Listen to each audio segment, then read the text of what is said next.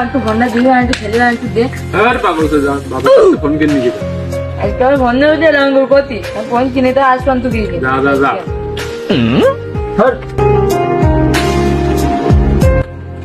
ইকবাল জি ভাই আয় ভাই তুমি ভাই তোর তো এই সব বন্ধু বান্ধবের ফোন আছে, তোর তো ফোন নেই। এই ফোনটা আমি তোর জন্য কিনে আনিস ভাই।